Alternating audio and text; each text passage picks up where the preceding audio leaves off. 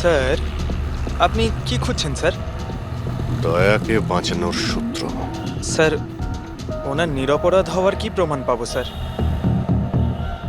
ওই গুলিটা পঙ্কজ, যেটা ওই কিডন্যাপারের লেগেছিল।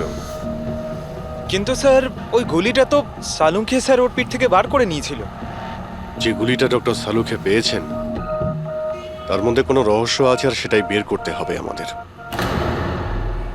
এ রক্তের ছিটে দেখতে পাচ্ছ? হ্যাঁ স্যার।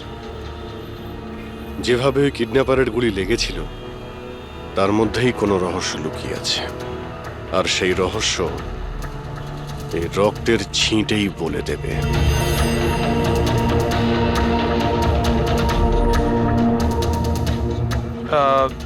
স্যার, রক্তের ফোঁটা কি করে স্যার? আরে ভাই, তুমি জানো না, এই রক্তের ছিটেই আমাদের বলে দেবে যে গুলি কত দূর থেকে চলেছে আর কোন অ্যাঙ্গেল থেকে চলেছে। আর রক্তের ছিটেও আমাদের কিছু বলছে। 1 মিনিট তুমি এখানে দাঁড়িয়ে থাকো তো।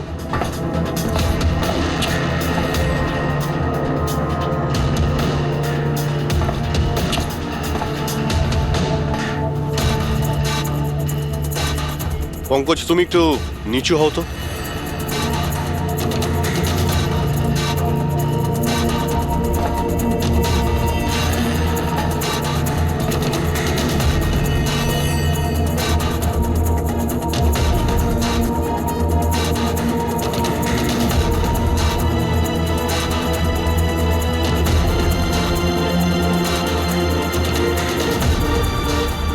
তার মানে গুলি 23 ডিগ্রি অ্যাঙ্গেল থেকে চলেছিল। পঙ্কজ, ওই দিন ওই কিডন্যাপারের উপর একটা নয়, 2টো গুলি চলেছিল। একটা দয়ার বন্দুক থেকে, আর একটা অন্য কারো বন্দুক থেকে। স্যার, কিন্তু আমরা তো গুলি একটাই পেয়েছি, তাহলে দ্বিতীয় গুলি কোথা থেকে এলো? ওই দ্বিতীয় গুলিটাই তো আমাদের খুঁজতে হবে। ওই কিডন্যাপারের এখানে গুলি লেগেছিল, ও এখানে পড়েছিল, আর পুতুলটা এইখানে পড়ে। তার মানে দ্বিতীয় গুলিটা যেটা পায়ে লাগার কথা ছিল, সেটা এখানেই কোথাও রয়েছে।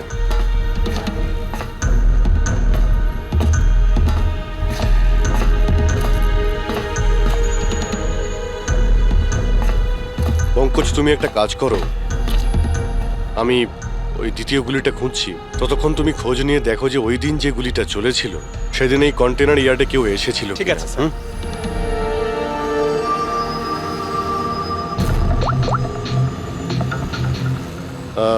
মিস্টার সুপারভাইজার, আপনি একটু উপরে আসবেন।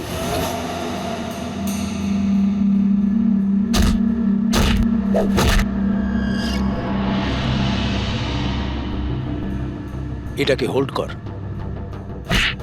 এইভাবে মারতে হয় পাঞ্চ। বেরো। নমস্কার। নমস্কার। হ্যাঁ, তো বলুন, বলুন কি কাজ? কিছু জানার ছিল। যদি না দিই? কিভাবে আদায় করতে হয় আমরা জানি সেটা।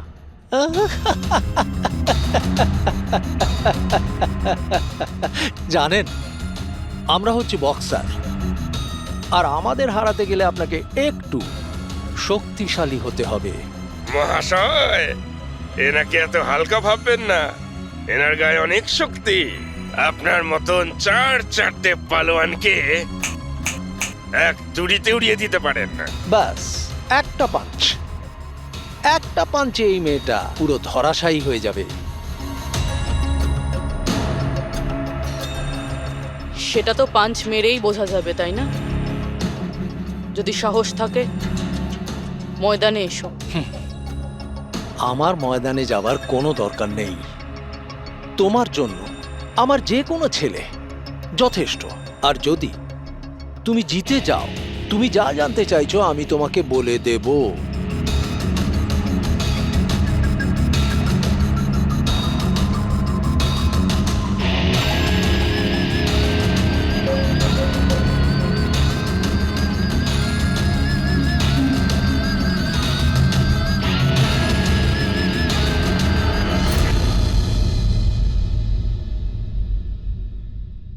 এর সাথে ফাইট করব।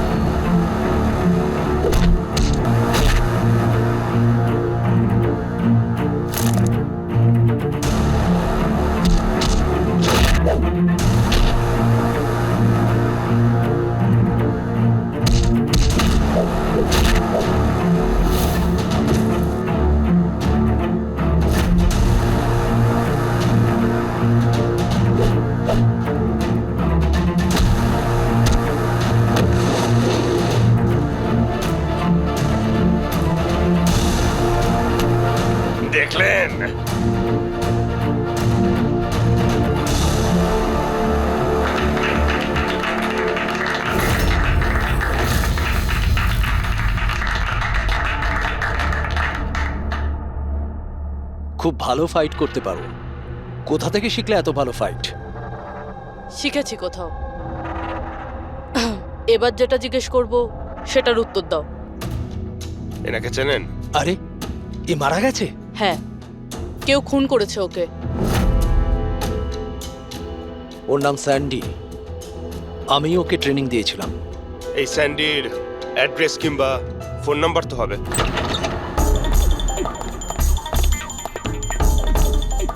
ঘরটায় খুব ভালো করে খুঁজে দেখো, আনাচে কানাচে ভালো করে দেখো যেখানে বাচ্চাটাকে লুকিয়ে রাখতে পারে।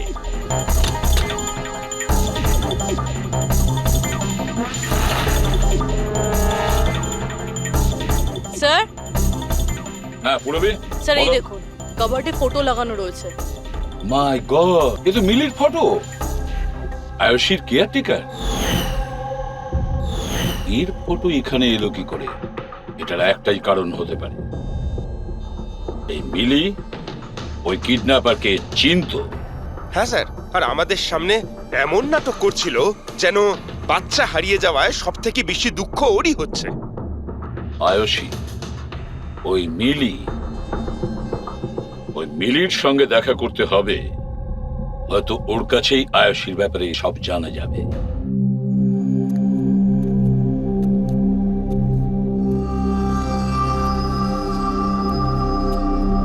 সুরাজ,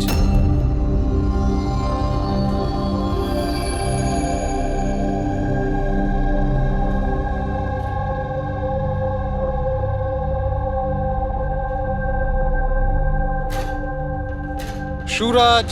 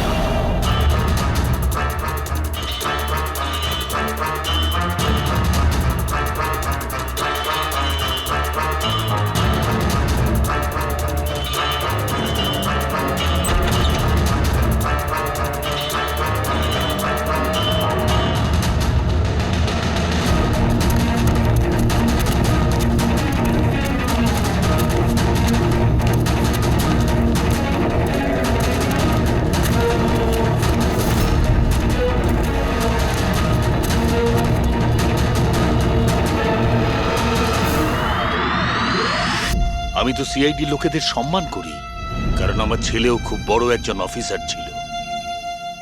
ওকে 26শে নভেম্বর গুলি করে মেরেছে। ওর মা ডিপ্রেশনে চলে যায়। ওকে কিছুতেই বোঝাতে পারছিলাম না যে ওর ছেলে আর এ জগতে নেই। সেই শোকে ও দুবার আত্মহত্যা করার চেষ্টা করেছিল, কিন্তু তৃতীয়বার ওকে আর আমিও বাঁচাতে পারিনি।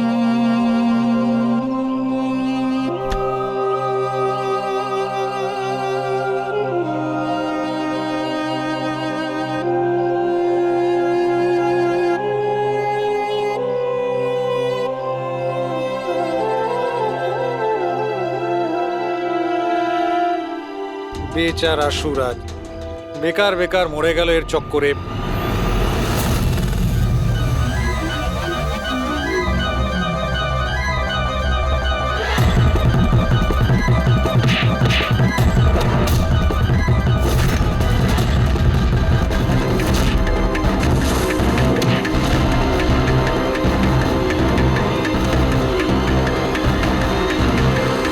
স্যার, আমার মেয়ের ব্যাপারে কোনো খবর পাওয়া গেল? কোথায় আছে আমার মেয়ে? দেখুন, আপনার আয়ুষী যেখানেই থাকুক না কেন খুব তাড়াতাড়ি পাওয়া যাবে, কারণ কিডন্যাপারের ব্যাপারে আমরা অনেক কিছু জানতে পেরেছি। স্যার, কে ওই কিডন্যাপার? প্লিজ বলুন, আমি ওকে ছাড়বো না। তাহলে জিজ্ঞেস করুন না মিলিকে, ও সব জানে। কি মিলি, কে কিডন্যাপার আর কার কাছে আয়ুষী আছে সবকিছু ও জানে, জিজ্ঞেস করুন।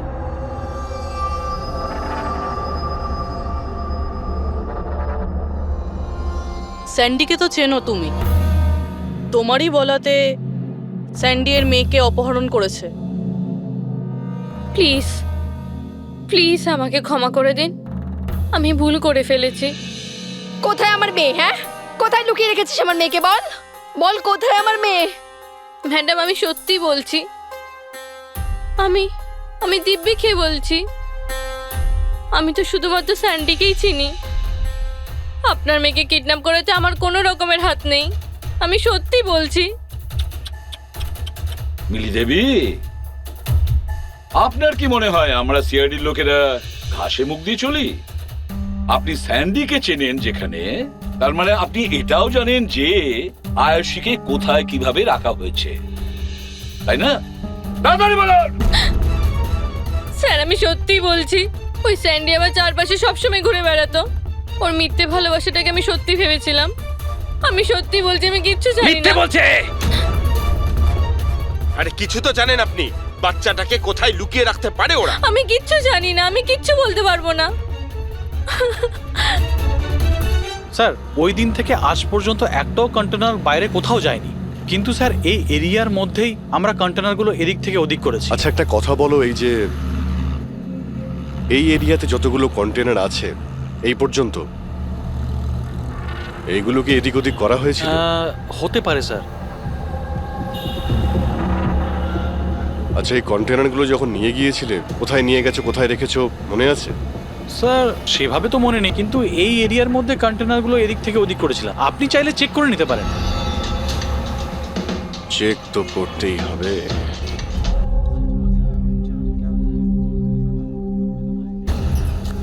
এ হলো রেডিও, জেলের সমস্ত খবরের কাছে আছে। যদি তুমি কিছু জানতে চাও তাহলে এর সঙ্গে কথা বলো, কিন্তু একটা কথা মনে রেখো, একে কখনোই বিশ্বাস করো না, কারণ এ যখন তখন দল বদল করে।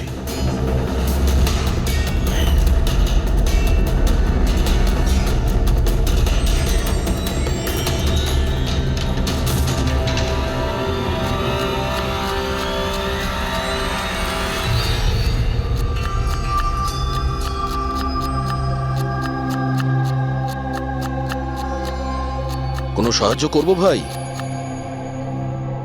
পেঁয়াজ কাটো, কাটতে পারো তো নাকি? হ্যাঁ হ্যাঁ, কাটছি তাহলে কাটো।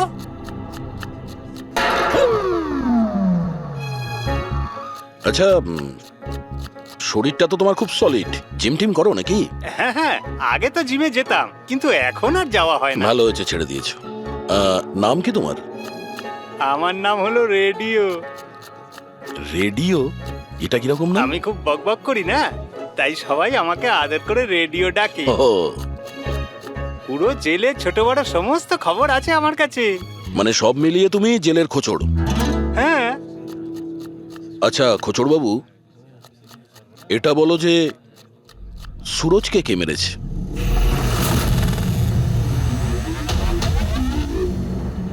কি হলো? তুমি তো এই জেলের সব থেকে বড় খোঁচড়, এটাও জানো না? হ্যাঁ, রেডিও নাম আমার। হাহ। চলো এটা বলো যে প্রমোদকে কে মেরেছে, জানো না? আরে কি ধরনের খোঁচড় তুমি ভাই, ছিঁচকে একদম। কিসের খোঁচড় তুমি? হ্যাঁ, আরে বাবা এটা তো জানো যে প্রমোদ যখন খুন হয়েছিল তখন ও কি কাজ করছিল? ও তো জানি ঝুড়ি বানাতো। ঝুড়ি বানাতো? হ্যাঁ।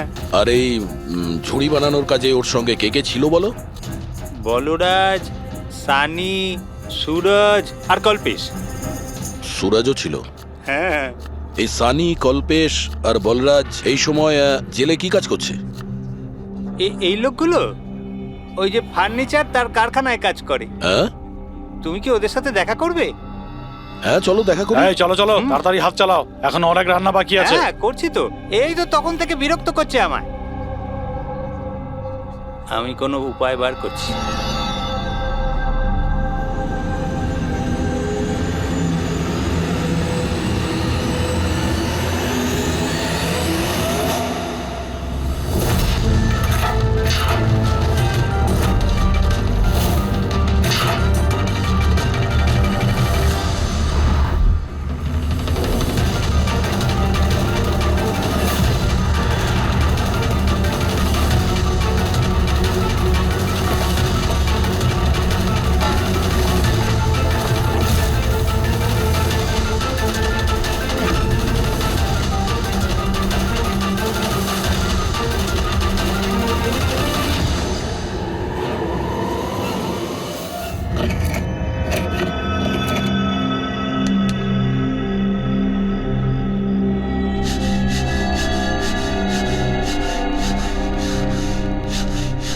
কিছু জানতে পারলে কে মেরেছে সুরাজ আর প্রমোদকে? তোমার জিজ্ঞাসা করার ধরন দেখে তো মনে হচ্ছে তুমি জানো কে সে, যে ওদের দুজনকে মেরেছে। হ্যাঁ, কারা ওরা? হিতেন আর আকাশ।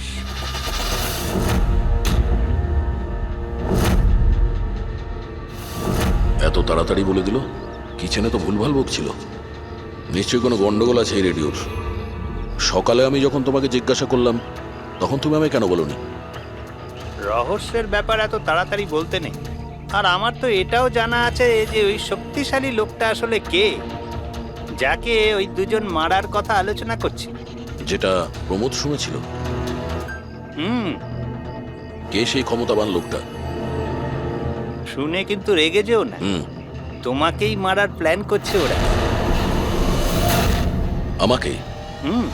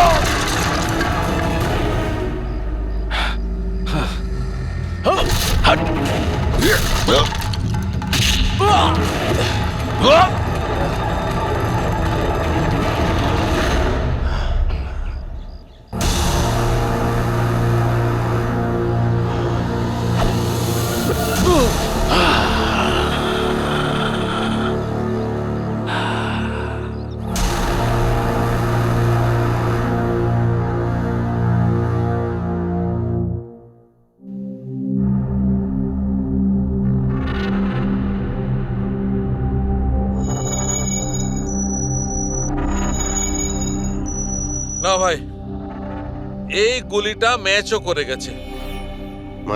মানেটা এই অভিজিৎ, এই গুলিটাও দয়ার বন্দুক থেকেই ছোড়া হয়েছে। আপনি তো অদ্ভুত কথা বলছেন। দয়া গুলি একটাই চালিয়েছিল আর বুলেট পাওয়া গেল দুটো। তাহলে এই দয়া স্যারের দ্বিতীয় গুলি কিভাবে এলো, যেটা কিডন্যাপারের লেগেছে? অভিজিৎ, দয়াকে কেউ ফাঁসাতে চাইছে। হ্যাঁ স্যার, এই কন্টেনার ইয়ার্ডে আমি নিজে দেখেছি। একটা কন্টেনারে গর্ত ছিল, তার মধ্যে বুলেটের শেলও পেয়েছি। ওখানেই বসে কেউ কিডন্যাপারকে গুলি করেছিল। কিন্তু তোমরা কি করে বলতে পারো যে গুলি অন্য কেউ চালিয়েছে?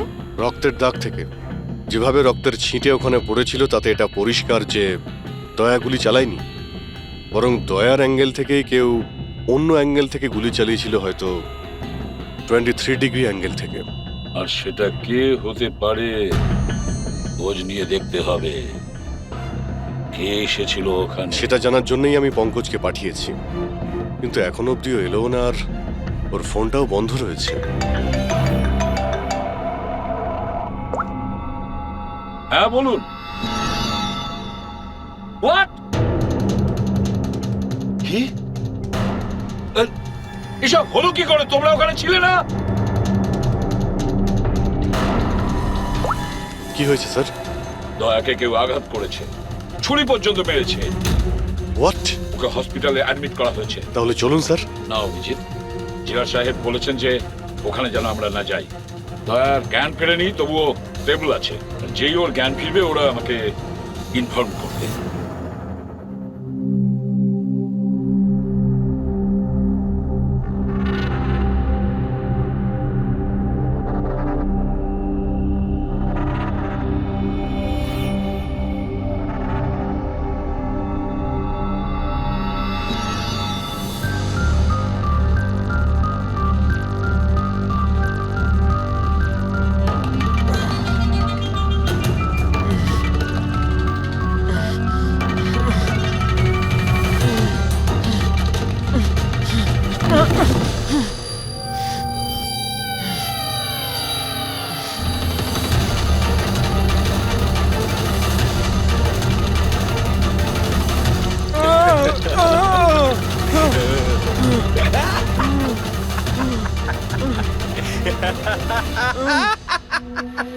যত হাসার হাস, তোর আর বেশি দিন বাকি নেই।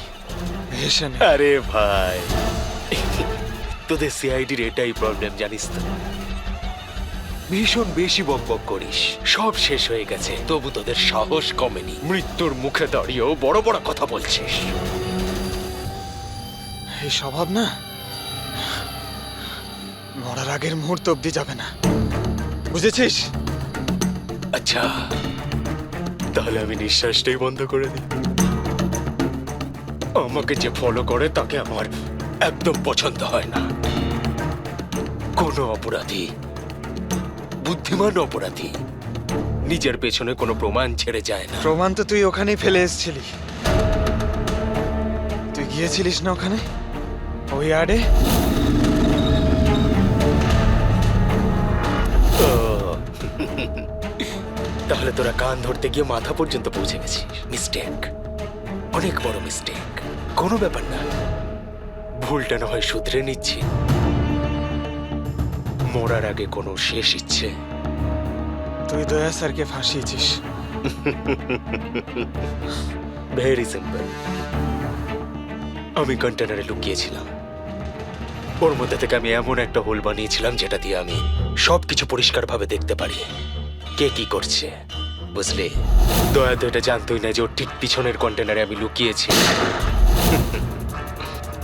স্যান্ডি এটা ভেবেছিল যে দয়াকেও ব্যস্ত রাখবে আর আমি দয়াকে গুলি করে দেবো, কিন্তু স্যান্ডি তো এটা জানতোই না যে ও বেচারা। খুব স্মার্ট না? একটা প্রশ্নের উত্তর দে। চল বল বল। আরে জিজ্ঞেস কর, শুরু কর। দয়া স্যারের বুলেট কোথা থেকে পেলি তুই? খুবই সহজ ছিল। ফায়ারিং রেঞ্জ থেকে আমরা একটা বুলেট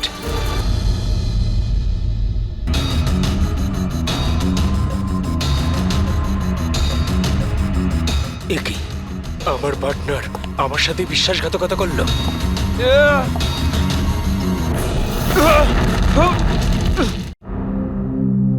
স্যার, দয়া স্যার কেমন আছেন? এখন দয়া ঠিক আছে, চিন্তার কোনো কারণ নেই। দেখো অভিজিৎ, খুব বড় প্ল্যানিং করেছিল ওরা দয়াকে ফাঁসানোর জন্য। হ্যাঁ স্যার, আর এই কিডন্যাপিংটা ওই প্ল্যানেরই একটা পার্ট। আর ওরা স্যান্ডিকেও ডাবল ক্রস করেছে। ওকে বলেছিল দয়াকে মারতে, আর ওকেই মেরে দিয়েছে। তাহলে কি তুমি বলতে চাইছো ওই কিলারের কাছে দয়ার গানের গুলি ফায়ারিং স্পটে পাওয়া গেছে?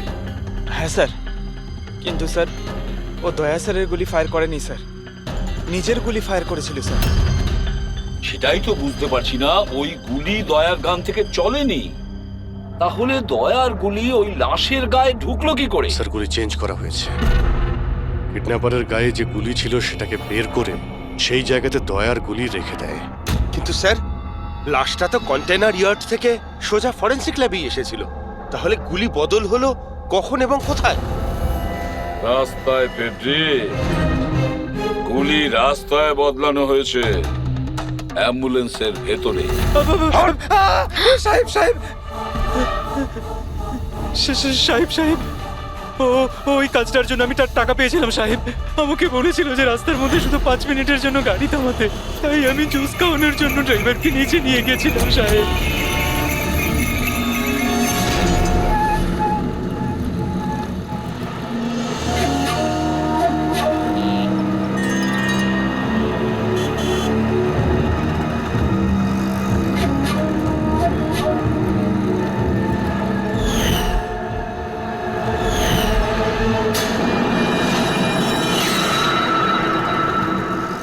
মিলি কোথায়? কোথায় মিলি? স্যার আমরা ওকে খুঁজছি, ও ফোনও ধরছে না। ওর রুমটা কোথায়? হ্যাঁ, ওই উপরে। কিন্তু অফিসার হয়েছেটা কি? মিলি সবাইকে বোকা বানিয়েছে। ও স্যান্ডিকে কোনোদিন ভালোই বাসেনি, বরং এই পুরো কিডন্যাপিং এর পিছনে ওরই হাত আছে।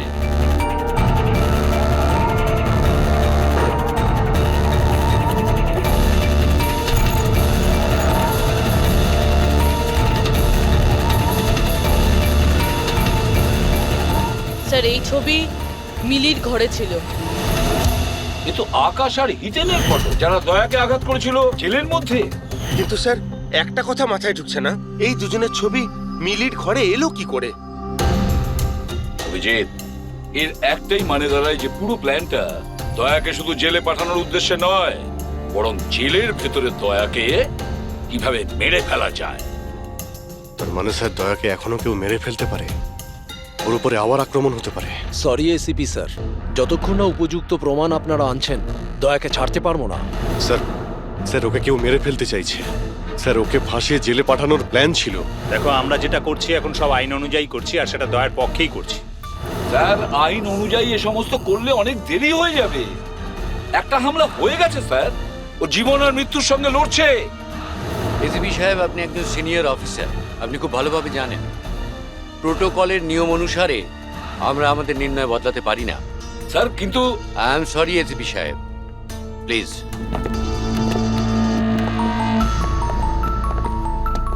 স্যার হ্যাঁ। স্যার স্যার মিলির ফোন বন্ধ আসছে। ও কোথায় আছে, কি করছে কেউ জানে না, কিন্তু আমরা শহর থেকে বাইরে যাওয়ার সমস্ত রাস্তা ওর জন্য বন্ধ করে দিয়েছি। স্যার যা করার তাড়াতাড়ি করতে হবে। একবার ওকে অ্যাটাক করেছে, এবার কিন্তু ওকে মেরেই ফেলবে ওরা। তাহলে অভিজিৎ, আমরা সেটাই করব যেটা আমরা নিজেদের জন্য করি।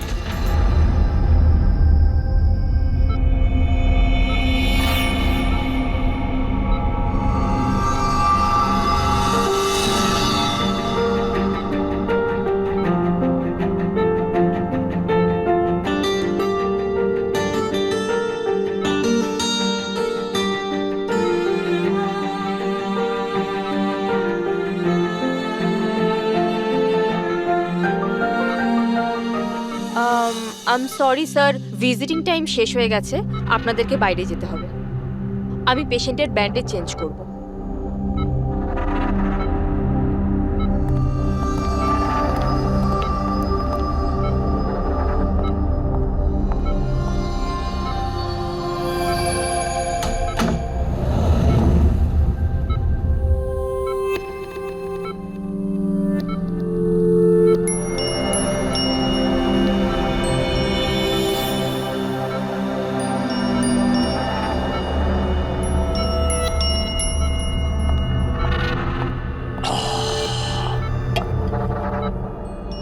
এই পাহাড়, এই ঝর্ণা, এই পাতা আর প্রজাপতি।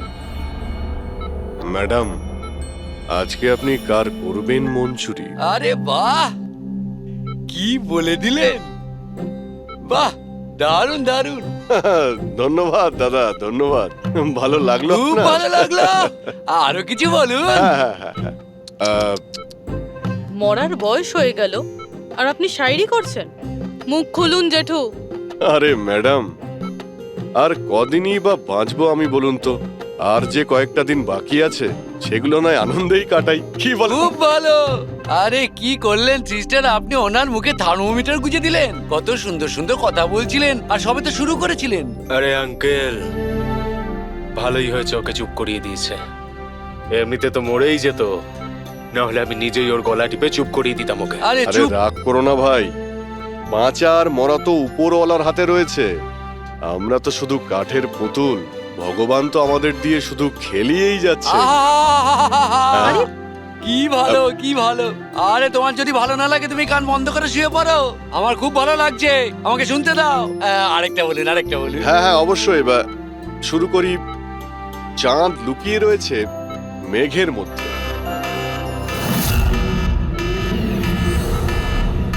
এই পালাও পালাও, তাড়াতাড়ি পালাও, তাড়াতাড়ি পালাও সবাই, হসপিটালে আগুন লেগে গেছে, তাড়াতাড়ি পালাও, তাড়াতাড়ি তাড়াতাড়ি।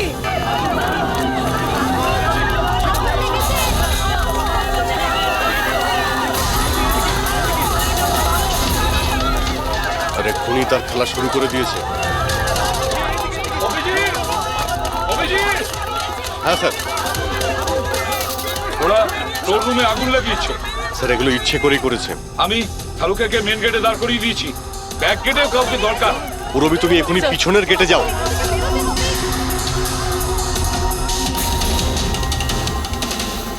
আর অভিজিৎ, হ্যাঁ স্যার। দয়ার খেয়াল রাখো, তার সঙ্গে থাকো।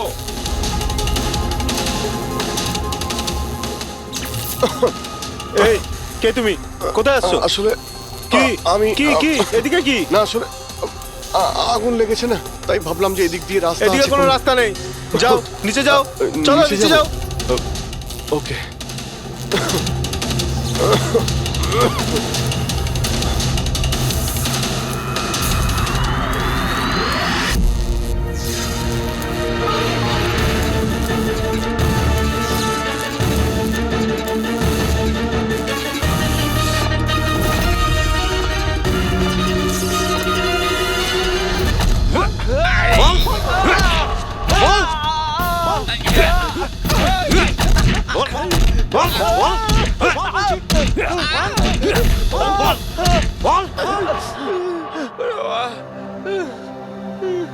আমি তোমাদের দুজনকে আধ ঘন্টার সময় দিচ্ছি, তাই এই আধ ঘন্টার মধ্যে সম্পূর্ণ সত্যিটা তোমাদের মুখ থেকে শুনতে চাই। বলো, কে পাঠিয়েছে তোমাদের দয়াকে মারার জন্য?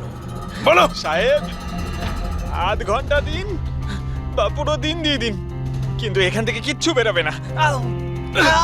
কিন্তু ওকে মারার জন্য তো আমাদের বলা হয়েছিল।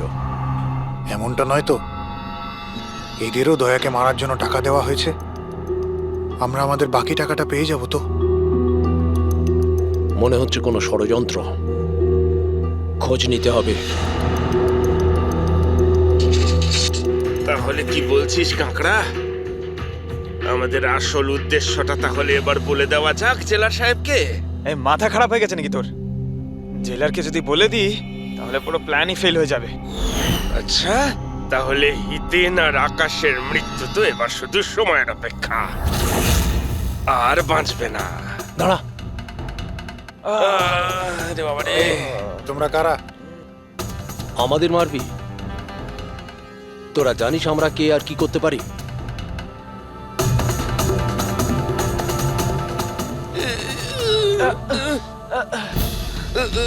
আরে বাবা রে, মরে গেলাম।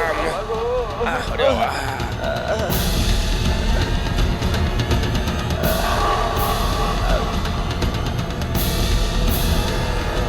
তোর নাম আকাশ আর তুই হিতেন। তোমরা দুজনে একেবারে অকম্মা ঠেকে, একটা ছোট কাজও তোমাদের দ্বারা হয় না, আর তাই আমাদের আসতে হলো, বুঝেছ?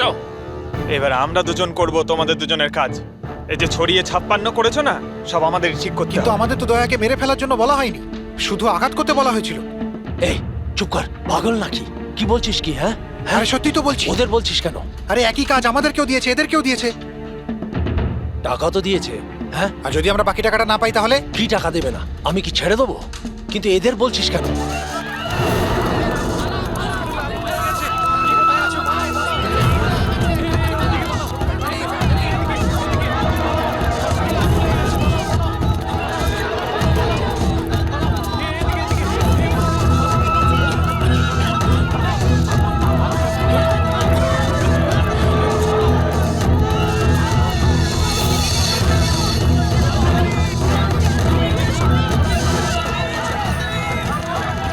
সরে যাও, সরে যাও সবাই, সরে যাও, পেছনে চলে যাও, তাড়াতাড়ি সরে যাও।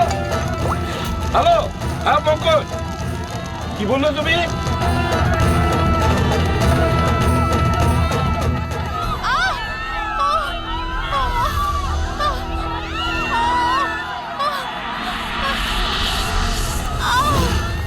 কি হলো? কেউ ধাক্কা দিয়ে ফেলে দিয়েছে।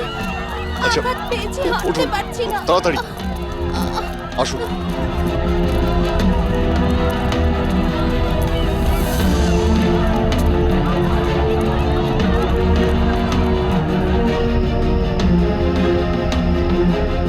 সারিকা, শোনো, একে দেখো তো, ওর পায়ে লেগেছে, ওকে বাইরে নিয়ে যাও। আসুন আসুন, আমার সাথে আসুন।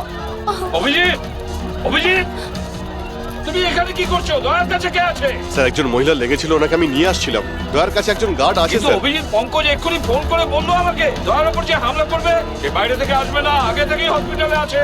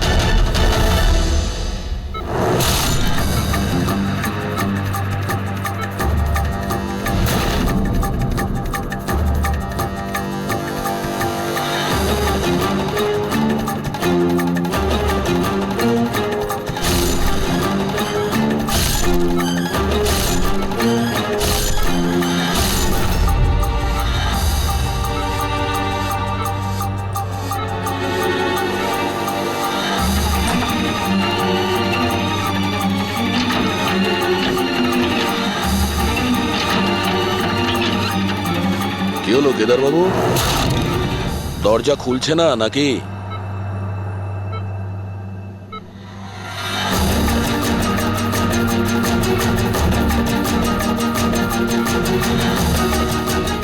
তুমি ছুরিটা খুব ভালো চালাও, কিন্তু আফসোস এই শিল্পটা আজ কাজে লাগলো না।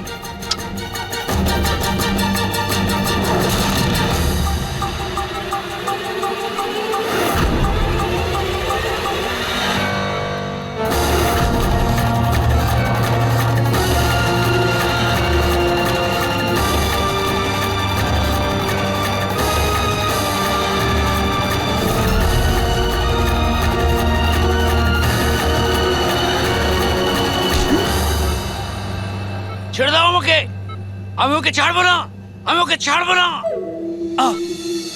কবিতা শেষ, গল্প শুরু। দয়াকে কেন মারতে চাইছিলি? কারণ ও আমার বউ আর আমার মেয়েকে মেরেছে। আমার বউ আর আমার মেয়ে আত্মহত্যা করেছে। ও যদি আমাকে জেলে না পাঠাতো তাহলে ওরা কিছুতেই এটা করতো না। অপরাধ করলে শাস্তি তো পেতেই হবে, তাই না? অনেক বড় প্ল্যানিং করেছিলি না তুই? বাচ্চাটাকে কিডন্যাপ করালি, কন্টেনার ইয়ার্ডে গুলি চালালি, আর দয়াকে ফাঁসানোর জন্য গুলিটাও চেঞ্জ করে দিয়েছিলি।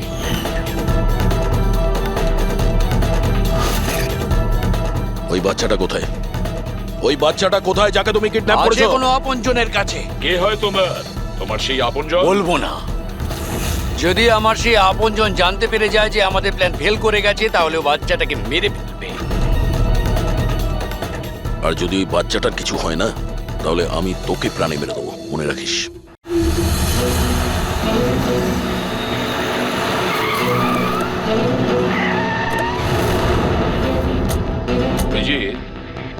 গত 1 মাস ধরে মিলির ফোন এই স্পটেই দেখা যাচ্ছে। বাচ্চাটাকে এখানেই কোথাও লুকিয়ে রাখা হয়েছে। স্যার, এই মিলি আবার ওই কেদারের কোনো আপনজন নয় তো, যার ব্যাপারে ও আমাদের বলছিল? হতে পারে ফ্রেডি। ওনাদেরকে বলো গাড়ি থেকে বাইরে না বেরোয়। আপনারা প্লিজ গাড়িতেই বসুন, প্লিজ।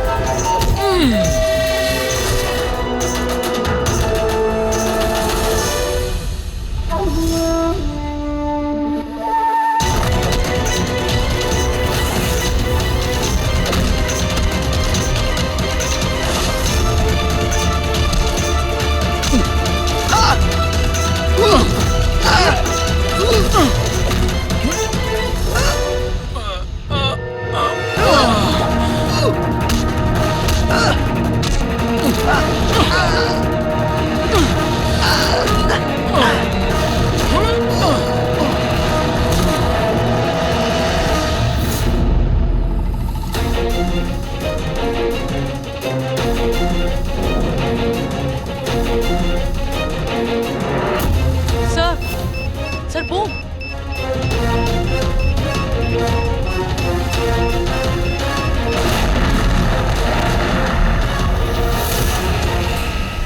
মিলি দাও, মিলি পালাবে না। বাচ্চাটাকে, বাচ্চা পড়ে যাবে। বাচ্চাটাকে আমাদের দিয়ে দাও। আমাকে বাধা দিও না, আমি বলছি আমাকে যেতে দাও, না হলে আমি এই বাচ্চাটাকে ফেলে দেবো। দেখো তুমি যা করছো খুব ভুল করছো। ঠিক আছে, আমি এরকম কিচ্ছু করব না। আপনারা আপনাদের গান নিচে রাখুন। ঠিক আছে।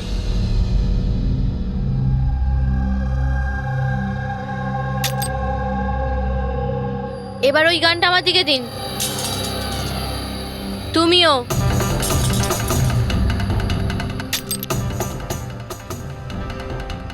আমি জানি তুমি কেদারের মেয়ে, আর এই সব কিছু তুমি তোমার বাবার জন্য করছো। আপনারা সবাই সিআইডির লোকেরা শুরু থেকে কেবলমাত্র উল্টো দিকেই যাচ্ছেন।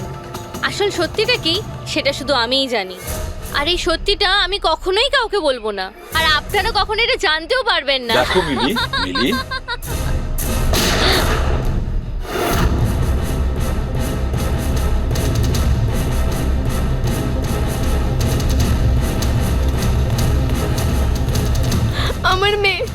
আমার এটা কি করলে তুমি?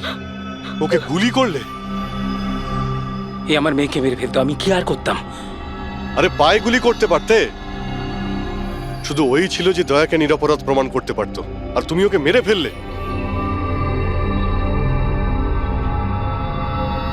শুধুমাত্র এই নয় স্যার, আরো একজন মানুষ আছে যে আমাকে নিরপরাধ প্রমাণ করতে পারে। সে কে দয়া? স্যার অঙ্কুশ নাম তার। অঙ্কুশ? অঙ্কুশের নাম শুনেই তোমার কপাল দিয়ে ঘাম ঝরে পড়লো? না আসলে গরম তো খুব, তাই। গরমের জন্য না, অঙ্কুশ নামটা শোনার পরে গরম লেগে গেল। কি উল্টোপাল্টা বলছেন আপনি? অঙ্কুশ ওরফে জিগর, আর তুমি কেদারের ছেলে। হোয়াট? এই পুরো খেলাটা তুমি খেলেছো। অঙ্কুশ ওরফে জিগর, পুরো খেলাটা তোমার ছিল, ওটা মিলির ছিল না। হ্যাঁ, এই পুরো খেলাটা আমিই তৈরি করেছি। আমি দয়াকে অ্যারেস্ট করব।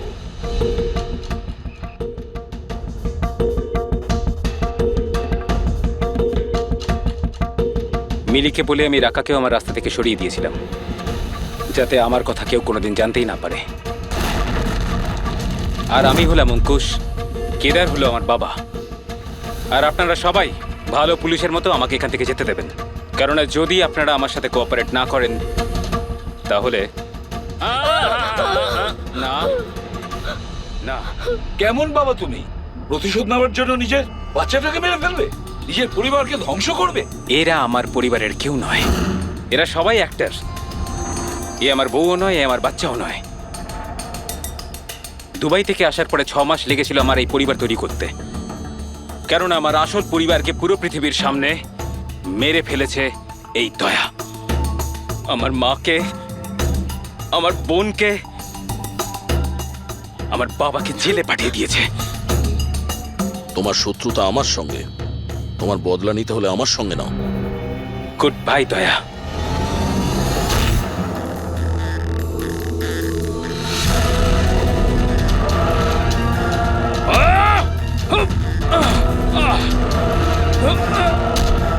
না অভিজিৎ, ছেড়ে দাও ওকে।